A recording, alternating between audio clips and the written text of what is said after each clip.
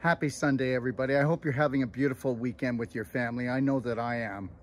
And you know what? I just want to talk about something that's really important, only because guess what? If you saw the phone calls I'm getting, okay, with people with anxiety, depression, anger, you know, I don't really know how much more people can take. And you know what? I'm not saying that this whole viral thing is not real. I'm saying that there is something going on. But the reality is, do we have to scare people? Do we have to isolate people? Do we have to do as much as we're doing and create so much fear for people's future? Here's what happens. When you start to have anxiety, which everybody went through some form of anxiety, okay?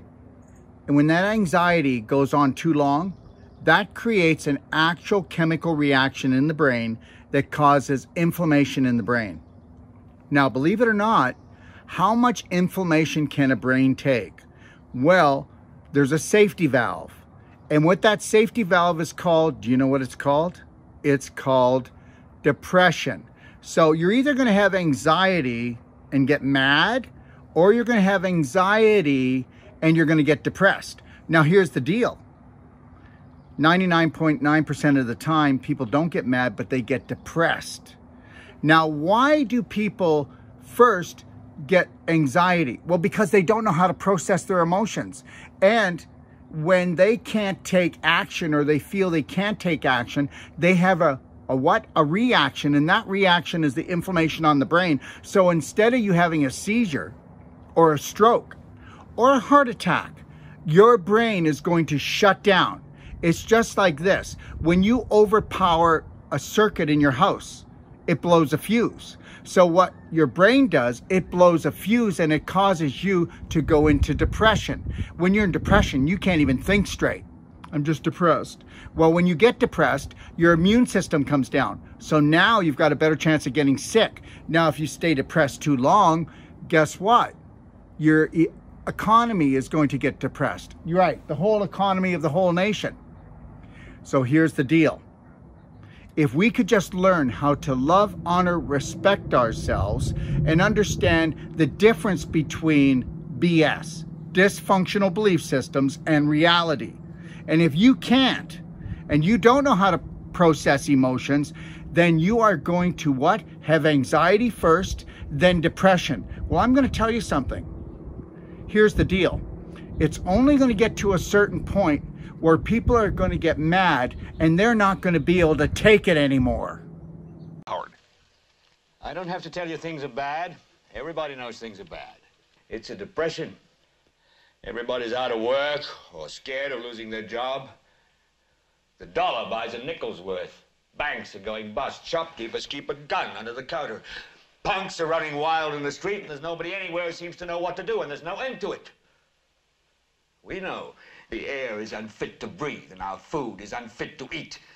We sit watching our TVs while some local newscaster tells us that today we had 15 homicides and 63 violent crimes, as if that's the way it's supposed to be. We know things are bad, worse than bad.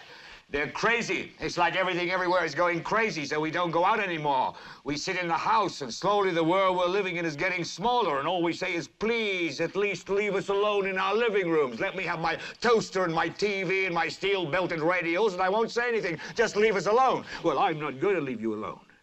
I want you to get mad.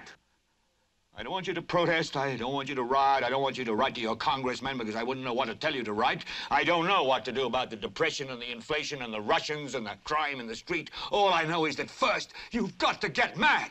You've got to say, I'm a human being. God damn it. My life has value. So, I want you to get up now. I want all of you to get up out of your chairs. I want you to get up right now and go to the window, open it, and stick your head out and yell, I'm as mad as hell, and I'm not going to take this anymore. I want you to get up right now. Get up, go to your windows, open them, and stick your head out and yell, I'm as mad as hell, and I'm not going to take this anymore. Things have got to change. How many stations does this go out? You've got to get mad. 67. I know it goes to Louisville and Atlanta. I'm not going to take this anymore. Then we'll figure out what to do about the depression and the inflation and the oil crisis. But first, get up out of your chairs, open the window, stick your head out and yell, and say, I'm as mad as hell, and I'm not going to take this anymore. Who are you talking to, Herb? CGG, Atlanta. Are they yelling in Atlanta, Herb? Are they yelling in Atlanta, Ted? But first, you've got to get mad. You've got to say, I'm as mad as hell, and I'm not going to take this anymore. They're yelling in Baton Rouge. Get up out of your chair. Son of a bitch! We struck the mother load! Stick your head out of the window, open it, then stick your head out and keep yelling and yell, I'm as mad as hell. I'm not going to take this anymore. Just get up from your chairs right now. Go to Where the you window. going? I want to see if Everybody anybody's just go to yelling. the window, open it, and stick your head out and yell and keep yelling. I'm mad as hell. I'm not going to take this anymore. I'm mad as hell! I'm not gonna take it anymore! I'm mad as hell! I'm not gonna take it anymore! I'm mad as hell. I'm not going to take it anymore. I'm mad as hell and I'm not gonna take it anymore! I'm mad as hell.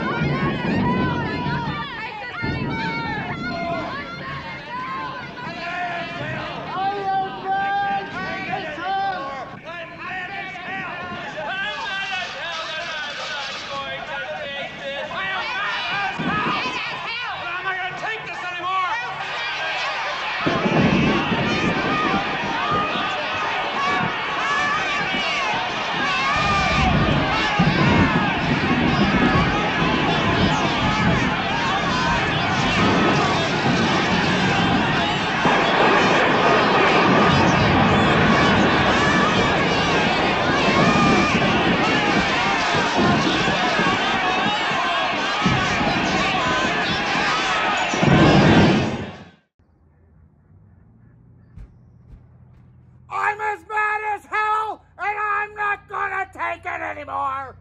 And just know this, when you learn how to love, respect, and protect yourself first and foremost, your whole life will change. And just know this, I love you and I'm here for you. God bless.